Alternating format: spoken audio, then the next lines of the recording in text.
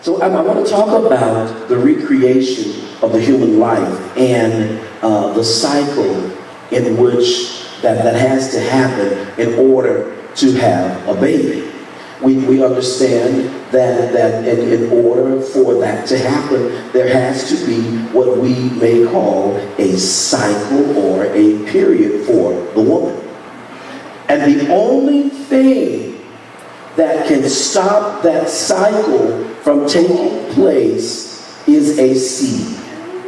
And so if there is never a seed planted, then the cycle continues to happen over and over and over again. But in order for that to happen, then there has to be a seed that is planted. Now, in this period happens approximately over every 21 days.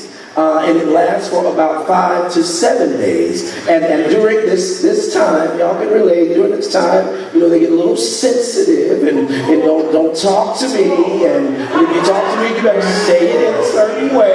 And if you don't say it in a certain way, then I'm going to snap their head off. And they get a little sensitive. So during this cycle, things get kind of edgy and things get kind of tight and things you get easily rubbed the wrong way because you just don't want to be in the cycle. And as I was looking at that and reading that and studying that, God allowed me to take it and process it in the spirit realm. And what God said to me, that there would be people under the sound of my voice today that are in the cycle, and that people are talking to you and rubbing you the wrong way. In fact, life is rubbing you the wrong way because you're in that cycle, and it just seems like it's coming faster than 21 days, and a lot of times it seems like you're in it longer than 5 to 7 days. But God sent you a word today that you don't have to stay in that cycle. You don't have to be beat by that cycle anymore. God said today, if you want the cycle to be interrupted, you've got to plant a seed. All right. And I know some of y'all grabbed your pocketbooks when I said that, and grabbed your wallets, but that's not what I'm talking about. That's not altogether what I'm talking about. I'm talking about that there are some things that you can do with your life and in your life that will become a seed that will stop that cycle of dysfunctionality that's happening in your life.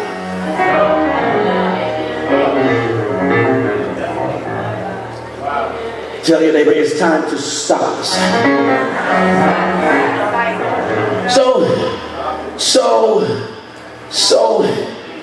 Oh God, I don't know which way I want to go with this. It's all good. So when that happens, whenever the seed has been planted and that happens, you're preparing yourself to birth something.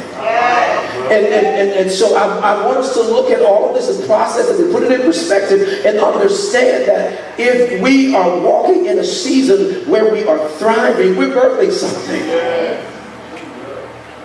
So what does that cycle look like? Let's look at the cycle before we shout and dance and get happy. Let's look at the cycle.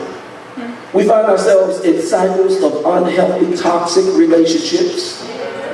And what do you mean an unhealthy, toxic relationship? It is a relationship that every time you're with that person, you leave them feeling worse than you did before you got to them.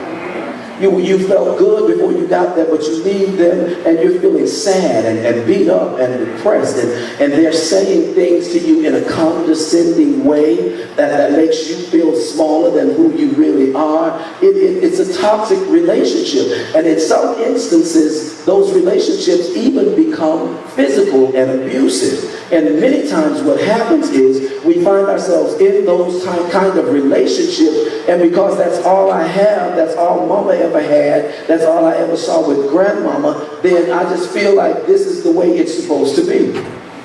But can I tell you that even though it is generational that the women or the men in your relationship have been in toxic relationships, you can stop that generational curse. Family dysfunction that we've seen Well, because great-granddad divorced, granddad divorced, and everybody on down the way divorced, all my sisters and brothers are divorced, then I'm going to be divorced too. I know it's inevitable. Not so.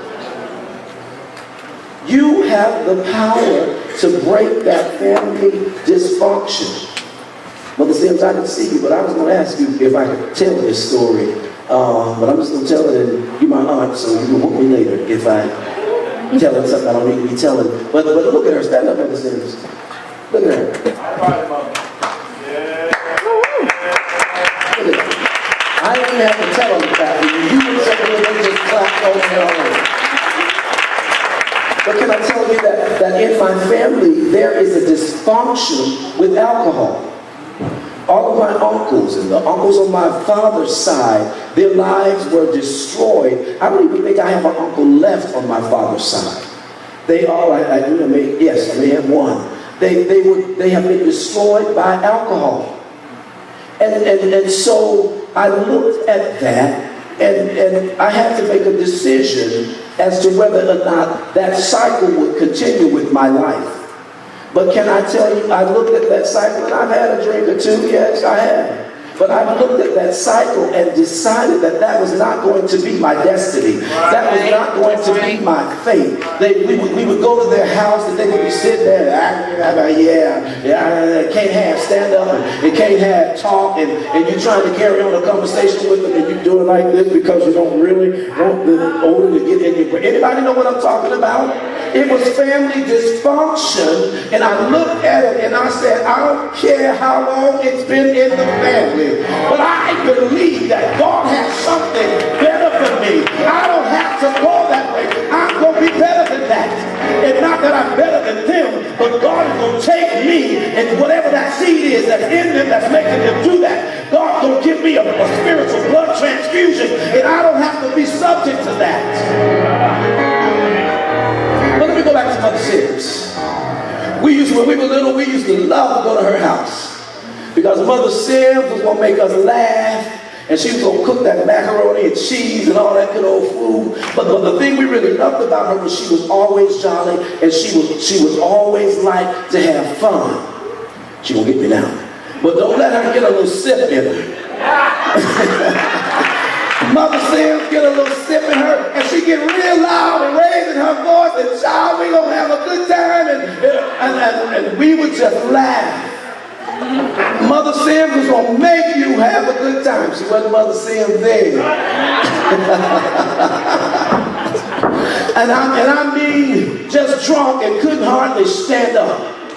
But look at her now. Look at what God has done in her life.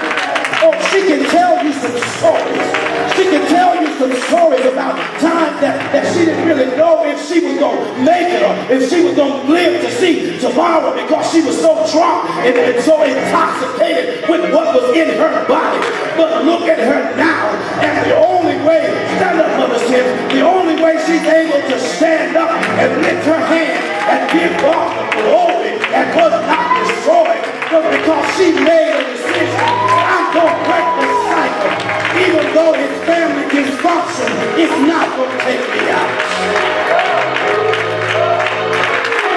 Yeah, I wonder, your dysfunction may not be what hers was, but you got one. But my question to a 21st century believer today, will you look at her and see the example that God has done in her life and allow her life to speak to you and tell you it's time to stop the cycle?